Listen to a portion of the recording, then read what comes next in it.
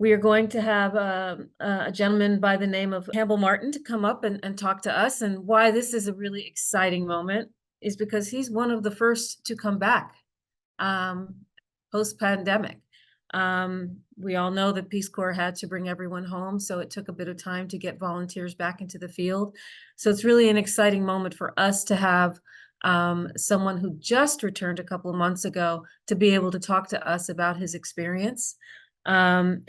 Just a little background information. He's a graduate of the University of California with bachelor's degree in political science. So I'm sure our California groups are excited to know that they had somebody. You're among the first. It's always nice to be kind of seen as some ways a legacy. He worked in a rural village in the Gambia as a primary teacher trainer. And he ran multiple secondary programs, including doing some videos for NPCA, so people may know the face. He has been, he was, while at UCLA, he was working with somebody that many of you may know, Janis, a campus recruiter who's from the Ukraine.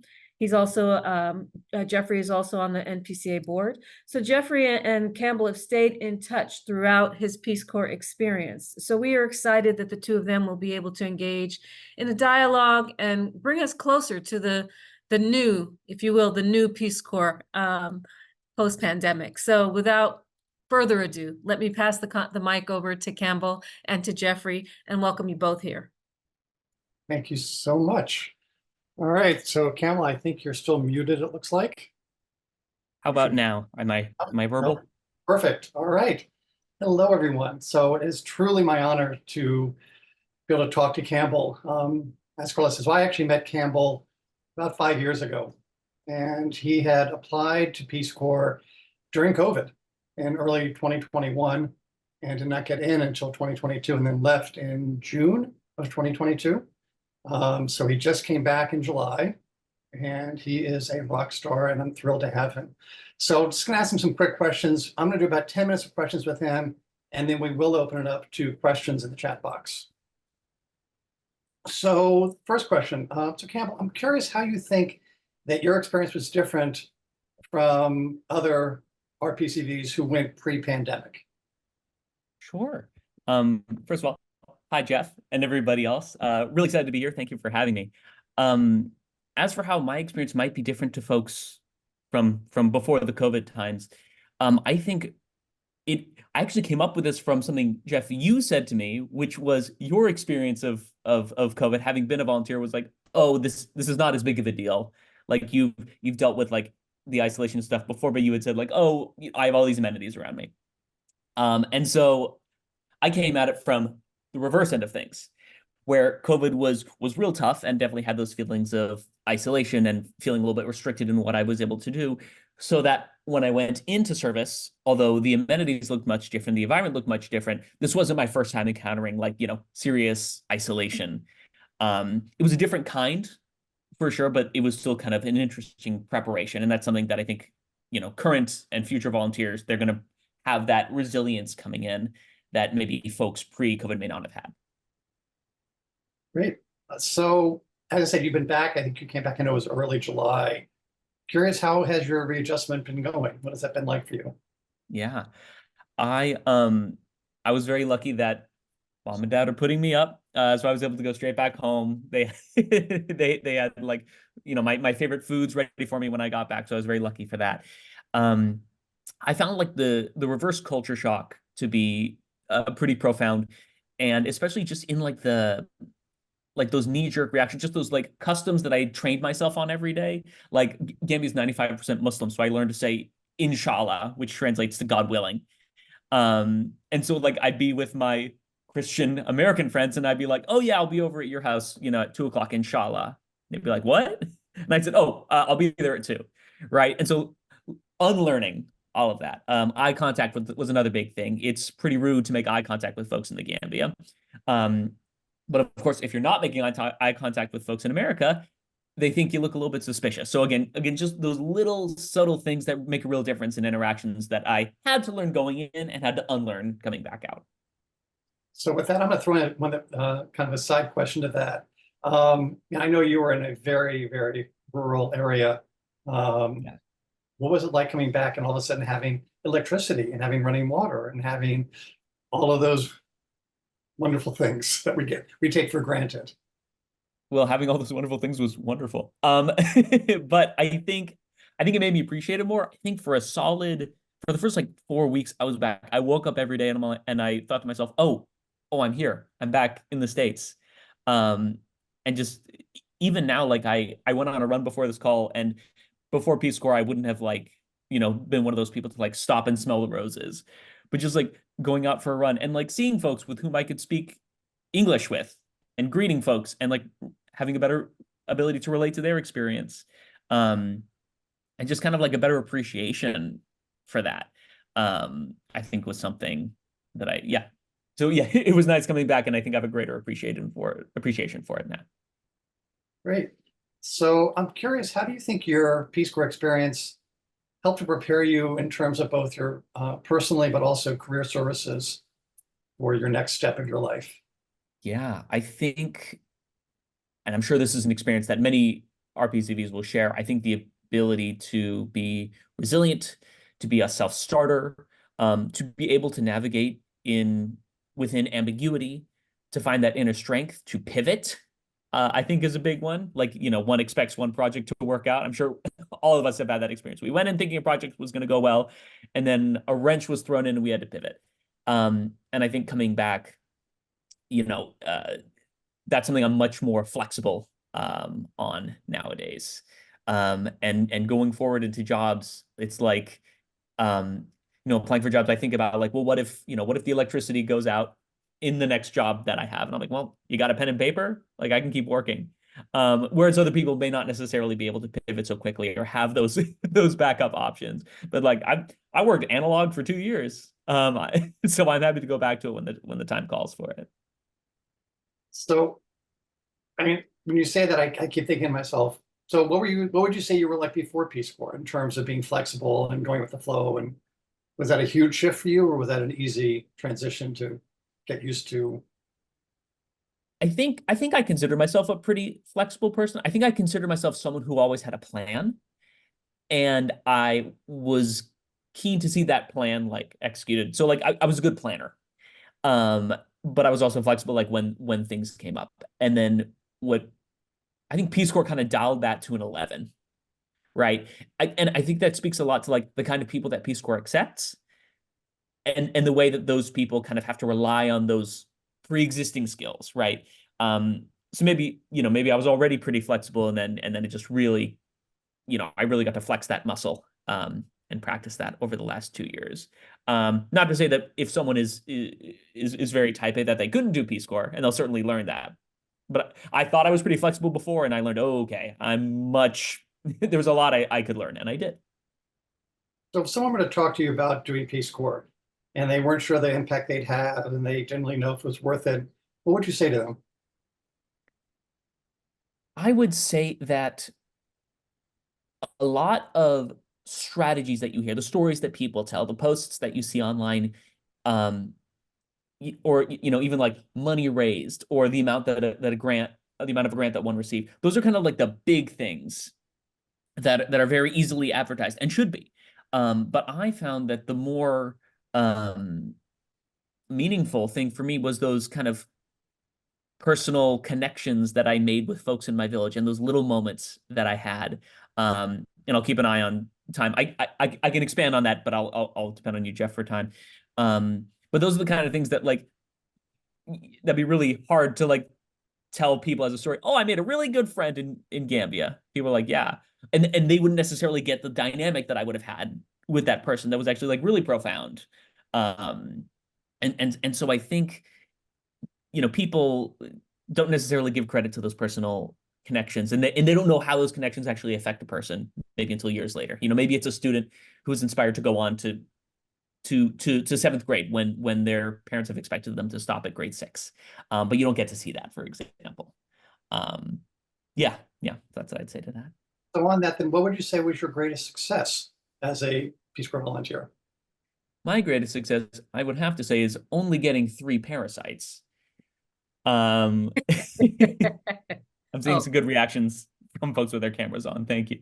But I would say, I'd say the one that was kind of the most involved in that I learned the most from was building a borehole, which is a solar powered well in my village. So before I came to that rural village in Gambia, the only source of clean water that they had was at the school, which was one 2,000-liter tank that was shared by the students, the teachers, and the 2 adjacent villages. And you can imagine that there was a lot of competition for water, folks that didn't get there early enough. People didn't always get as much water as they would have wanted. And so I didn't come into Peace Corps thinking I was going to build a solar powered well, a borehole. But after asking the community, across demographics, men, women, children, they're all saying, yeah, we need better water access. And so I wrote a grant through Peace Corps channels and was lucky enough to be awarded that grant. And we got that borehole built, and we established a borehole committee featuring 10 members of my village to make sure that it would survive, that the management would survive beyond me. Of the 21 compounds in the village, each one had family members show up to do the hard labor of digging the trenches to put down pipes. And even now every month they're collecting a small donation from every household that they're putting in a newly made bank account, so that when those larger repairs need to be made, that they have that at the ready and they don't have to wait for larger collections to happen. And it was really cool just to see how folks learned and grew as leaders, and a lot of folks who I knew were very capable, but maybe they hadn't had the opportunity before. I know for one, again, I'll keep it brief, but there's this one anecdote that I have to share, that part of the grant was we trained villagers on borehole maintenance. And so we had 3 villagers, 1 man and 2 women, and gender roles can be a little bit stronger in the Gambia. And so when I sent those two women over along with the man to work with the engineers on how to put things together, take things apart. About 10 minutes later, they came up to my door and they said, Haruna, which is my Gambia name. They said, Haruna, they're not paying us any attention. And I said, got it. So I said, come with me. And we walk back over. We go over to the engineers and I say, gentlemen, nice to meet you. My name is Haruna Kane. This is so-and-so and so-and-so. You're going to be teaching them on borehole maintenance. And I stayed with them. And by the end of the second day, the engineers were telling both the women, they were joking that you're so good, we need to take you to the capital, to our main company, to continue projects. And I was really proud that, of my partners, that they stuck with it and having that come to fruition. So after the chat, I'll have you put in the chat box. Just so you know, Campbell did a variety of videos, and one of the videos, a couple of videos, were actually on this well that he built. My absolute favorite videos was when his mother and father and brother came to visit him. So I strongly encourage you all to watch this after this. 2 other quick questions, and then we'll open this up. I was thinking about this as we were listening earlier, which is, I'm curious, as a very recent RPCV, what do you think that we can be doing differently or better to get more RPCVs connected to NPCA? Sure. First of all, I think you guys are doing an incredible job. I've been, watching all the sessions right before this and been really impressed with all the wonderful, programs and initiatives that you all are doing. I can only, speak for myself and my experience, but I'll take us back to my COS conference, close of service conference, which happened 2 to 3 months before my cohort left. And what I noticed is that what most folks paid attention to was what was it? The non-competitive eligibility status, 1, and scholarships for school. This is what we learned from that, is what volunteers nowadays who are about to finish are paying attention to. What are they thinking about as they go back? And that's school and that's jobs. And so I think for people my age, I think meeting us meeting folks like me where we're trying to go anyway, and making those connections and connecting with folks who are looking for other folks, or just learning to readjust, connecting us with, our local chapters of NPCA in whatever area we choose to resettle into. I think we'll more easily find folks who are coming back from there. Thank you. So I want to end on a fun note. I always like to ask kind of a fun question, which is, so talk to us about your favorite travel story, whether it be in a car, or a bus, or a train, or what's your favorite kind of fun travel story as a PCV? Car, bus, train, luxuries, Jeffrey, Janis. My primary mode of transportation was donkey cart. And I have to say, one of my favorite stories was I was going with my host mom into town. It's about a 5-mile ride on unpaved road, something I'm sure many of us are familiar with. And we're riding along in the bush, and suddenly we see a couple of like younger men just run up to us and speaking rapid Pular. That's a local language. Like, and my Pular was decent, but not good enough for that speed. So they come up to my host mom, talking rapid fire, and then they dash off back into the bush. And so I asked her, like, Nene Taco was her name. Taco, what's going on? And they're like, oh, they were cutting down wood. They were chopping down wood, and their donkey bolted. And so now it was kind of this word of mouth thing where, hey, if you see a donkey just along the road, can you send it back our way? Which is just like a scenario that I never would have expected to happen, and just the trust that folks have in each other to bring the donkey back to its owners. And then so we travel along for like another, I don't know, quarter mile, half mile, and lo and behold, we do end up seeing a donkey with another stranger who has his hands on the collar and is dragging it back towards the direction of the frantic young men that we saw earlier. And so that was just something that I never expected, that I just really like as a story. Yeah. Thank you. So one of the questions that was in the chat that I'm seeing was at COS, or if any of your material, did Peace Corps talk about NPCA? Did they let you know that NPCA was here? Was that part of the, or did you only know about NPCA because of me? I certainly knew more about NPCA because of our relationship, Jeff, but I think it is mentioned. I would say like many of the programs and the details aren't necessarily things that are provided at COS conference. Yeah. So certainly there's room to grow. Great.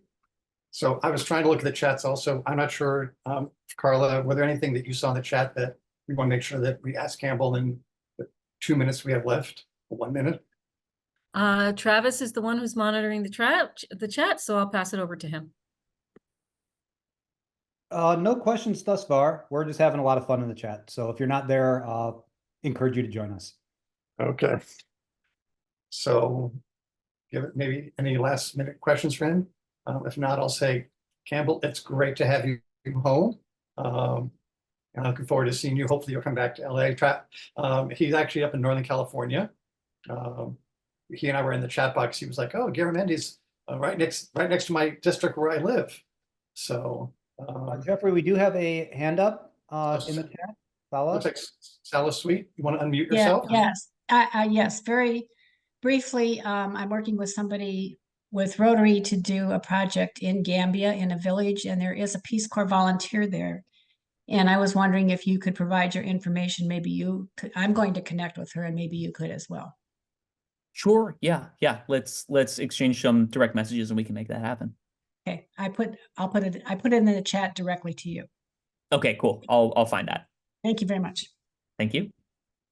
Any other last minute questions? Not a last minute question, but I do have a comment. You know, I lived about 3 years in the Gambia, and frankly, it doesn't sound like it's changed too much if you're talking about all the dirt roads and stuff.